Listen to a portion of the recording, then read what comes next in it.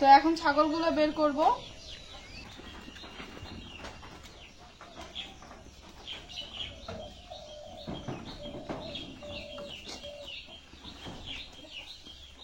এগুলো কিন্তু আমাদের এদিকে যে বিলগুলো থাকে আমরা শেখোয়া বলি।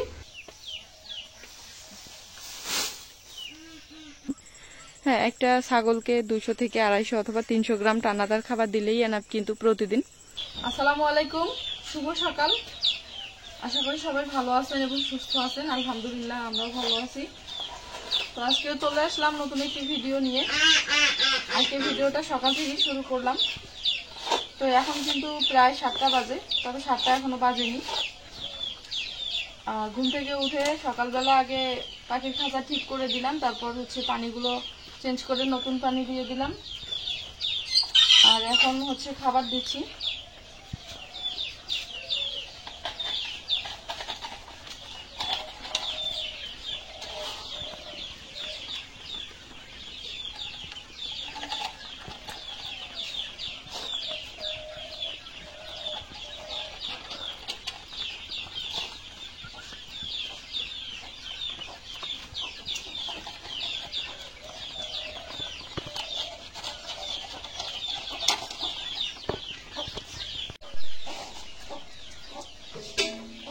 তো এখানে ফিড এবং ভুট্টার গুঁড়া মিক্স করা আছে।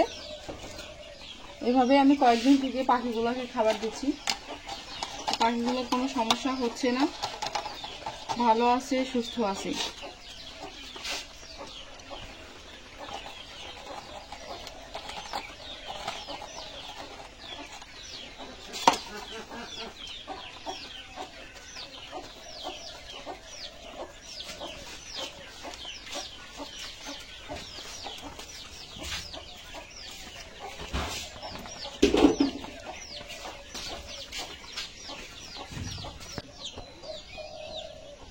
তো এখন ছাগলগুলো বের করব, বের করে আমাদের নতুন ছাগল হিসাবে তুলব। তো সম্পূর্ণ ভিডিওটি দেখেন, আশা করি অনেক ভালো লাগবে।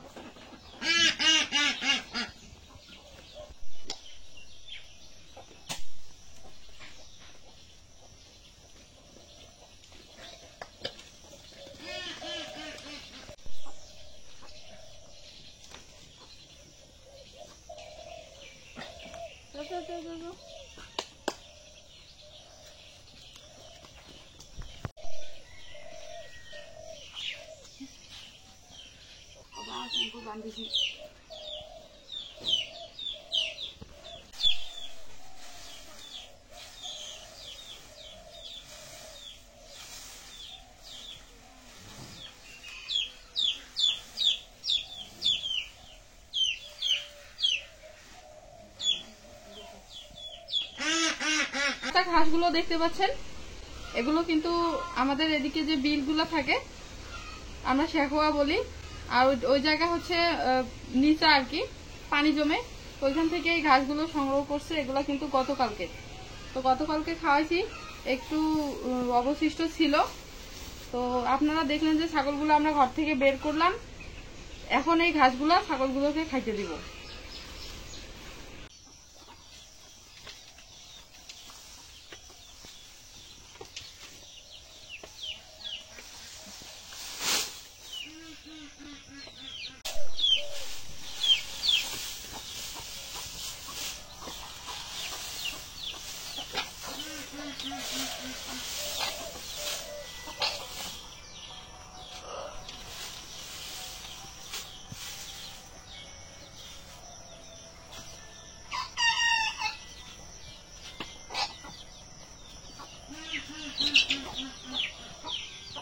তো এই যে আমি কাঁচা ঘাসগুলো দিয়ে দিলাম। আর ছাগলগুলো এখানে হচ্ছে সকালবেলা যেহেতু বের করলাম, কাজেই একটু দেরিতে খাবে হয়তো, তো এখানে ঘাস দেওয়া থাকলো, এরা হচ্ছে নিজের চাহিদা মতো সময় মতো এসে ঘাস খাবে।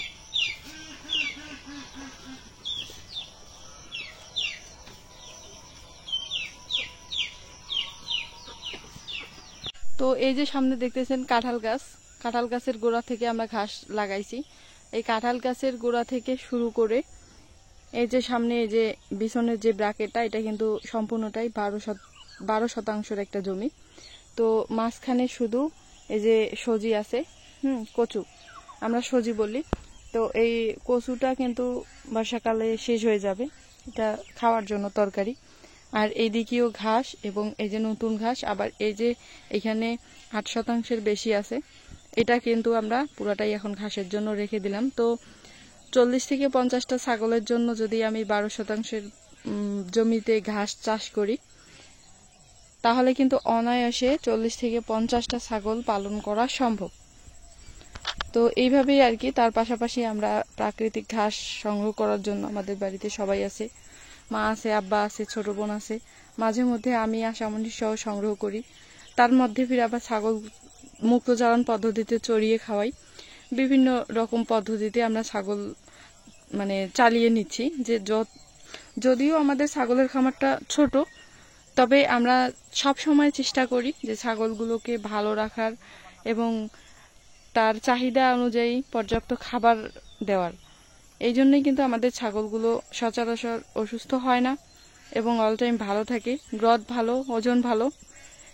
তো যাই হোক, অবশ্যই ব্ল্যাক বেঙ্গল ছাগল পালন করতে হলে কাঁচা ঘাসের পরিমাণটা আপনাকে দিতে হবে, কেননা অন্য অন্য জাতের যেমন উন্নত জাতের ছাগলগুলো আছে, ওগুলো কিন্তু দানাদার খাবার বেশি পছন্দ করে। আর আমাদের ব্ল্যাক বেঙ্গল জাতের ছাগল কাঁচা ঘাস বেশি পছন্দ করে, এগুলো আবার কমফোর্টেবল মনে করে বেশি। আর যেহেতু ভিটামিন, মিনারেল, এগুলার অভাব এই আমরা কাঁচা ঘাস থেকে পেতে পারি। তো 80 থেকে 100 ভাগের মতো ঘাস দিলে দানাদার খাবারের ততটা প্রয়োজন পড়বে না। তবে বাচ্চাগুলো অথবা মা ছাগলগুলোকে যদি আমরা দানাদার খাবার দিয়ে থাকি এক টাইম, যে কোনো এক টাইম, একটা ছাগলকে 200 থেকে 250 অথবা 300 গ্রাম দানাদার খাবার দিলেই এনাফ কিন্তু প্রতিদিন। তো এটাই আর কি, দিলেই প্রতিদিন যদি 250 থেকে 200 অথবা 300 দানাদার খাবার একটা ছাগল খায়, তাহলে কিন্তু ওই ছাগলটার গ্রোথ অবশ্যই ভালো হবে, ক্যালসিয়ামের অভাব পূরণ হবে, যার ফলে তাড়াতাড়ি হিটে আসবে, সময় মতো হিটে আসবে এবং বাচ্চা উৎপাদন করে আপনারা সেখান থেকে ভালো টাকা আয় করতে পারবেন। তো দানাদার খাবারের সাথে অবশ্যই মেশাতে যেটা মেশাবেন খুবই অল্প সীমিত কিছু পরিমাণে ফিড দেবেন, সামান্য, যেটা আর কি ভিটামিনের অভাব দূর করে। যেমন হচ্ছে একটা ফিড আছে এসিআই মিটমোর, এটা কিন্তু ভিটামিন, ক্যালসিয়াম এটা পূরণ করে ছাগলের বা গরুর। এটা হচ্ছে শরীরটা হাড়, তারপর ওজন বৃদ্ধিতে ইত্যাদি আর কি বিভিন্ন রকম কাজ করে থাকে। তবে এটা ভালো, এটা কিন্তু ফ্যাট না, ফ্যাটেনিং বৃদ্ধির জন্য না, এটা ওই ভিটামিন, ক্যালসিয়াম এগুলোর জন্য। তারপর হচ্ছে আপনারা সেখানে কিছু পরিমাণে ভুট্টা গুঁড়া দেবেন, তারপর হচ্ছে সরিষা খোল দেবেন, পারলে গমের ভুসি, যেটা আমরা চোপড় বলে থাকি, সেটাও একটু দিতে পারেন, ইত্যাদি আর কি। এগুলা একটু মাখিয়ে শুকনা অবস্থায় দিতে পারেন, আবার ভিজিয়ে দিতে পারেন, সমস্যা নাই, সেটা আপনাদের ব্যাপার। এভাবে যদি একটা ছাগলকে প্রতিদিন কয়েকটা দানাদার একসাথে করে একটা দানাদার খাবার তৈরি করে দিতে পারেন, 200 থেকে 250 গ্রাম অথবা 300 গ্রাম, তাহলে দেখবেন যে কাঁচা ঘাসের পাশাপাশি ওই ছাগলটা দানাদার খাবার খেলে ওই ছাগলটার গ্রোথ কি রকম হয় আপনারা তখন নিজেরাই বুঝতে পারবেন। তো এই জন্য বলতেছি যে দানাদার খাবারের কোনো বিকল্প নেই। আর একটা ছাগলের খামারে আসতে গেলে অবশ্যই আপনাকে আগে খাদ্য ব্যবস্থাটা নিয়ে ভাবতে হবে। এটা কিন্তু একবারে মেইন, কি বলবো, খুবই ভেরি ইম্পর্টেন্ট একটা বিষয়। এটাই খুব সব থেকে আগে ভাবতে হবে এই বিষয়টাকে। তারপরে আপনাকে ছাগলের খামারে আসতে হবে। তারপর যদি পারেন তো একটা ট্রেনিং নেবেন। যদি খামার করার উদ্দেশ্যে ছাগল লালন পালন করতে চান, তাহলে অবশ্যই একটা মোটামুটি ধারণা নেবেন। তারপরে খামারটা শুরু করা উচিত বলে আমার মনে হয়।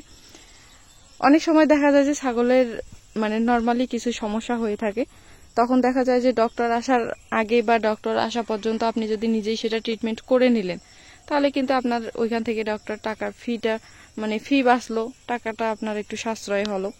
এই জন্যই আর কি বলি যে ছাগলের কিছু প্রাথমিক ধারণা বা বেসিক্যালি কিছু নিয়ম এগুলো জানা উচিত, জানা দরকার, যাতে করে পরবর্তীতে আপনার টাকার খরচ অনেকটা কমে যাবে, যার কারণে আপনার অনেকটা লাভ করতে পারবেন। তো যাই হোক, ভিডিওটি ভালো লাগলে অবশ্যই একটি লাইক দেবেন, কমেন্ট করে জানাবেন। আমার চ্যানেলে নিয়মিত আমার ছাগলের খামারের ভিডিও আপলোড করে থাকি। যদি কোনো কিছু তথ্য জানা থাকে কমেন্ট করবেন, আমি উত্তর দেওয়ার চেষ্টা করব ইনশাআল্লাহ। আশা করি আপনারা অল টাইম ঢাকগ্রাম ব্লগসের পাশে থাকবেন। হ্যাঁ, তাহলে অনেক কিছু শিখতে পারবেন যারা একদম নতুন খামারি, বা অনেকের কাছে কিন্তু অনেক কিছু শেখার থাকে। অনেক সময় দেখা যায় যে একটা নতুন খামারি একটা বিষয় জানে বা এই বিষয়টা তার জানা আছে, অভিজ্ঞতা আছে, কিন্তু একটা পুরাতন খামারি সেটা জানে না। এজন্য আর কি যে ভালো মন্দ সবার সাথে শেয়ার করব আমরা, যেটা জানি না সেটা হোক নতুন বা পুরাতন খামারি, আমাদের হচ্ছে জানা দরকার যে আমরা এই বিষয়টা জানি না, সেটা আমাদের জানা দরকার। কথা হচ্ছে এটাই। তো সবাই ভালো থাকবেন, সুস্থ থাকবেন। আর ভিডিওতে যদি কোথাও বুঝতে অসুবিধা হয় বা ভুলভ্রান্তি হয়ে থাকে তাহলে অবশ্যই জানাবেন, বিষয়টা ভালো লাগবে আমারও। তো সবাই ভালো থাকবেন, সুস্থ থাকবেন। ভিডিওটা শেষ করছি। যারা শুরু থেকে শেষ পর্যন্ত দেখলেন অসংখ্য ধন্যবাদ। ভালো লাগলে অবশ্যই চ্যানেলটি সাবস্ক্রাইব করে দেবেন এবং অল টাইম ঢাকগ্রাম ব্লগসের পাশে থাকার চেষ্টা করবেন। আজকে এই পর্যন্তই। আল্লাহ হাফেজ, আসসালামু আলাইকুম।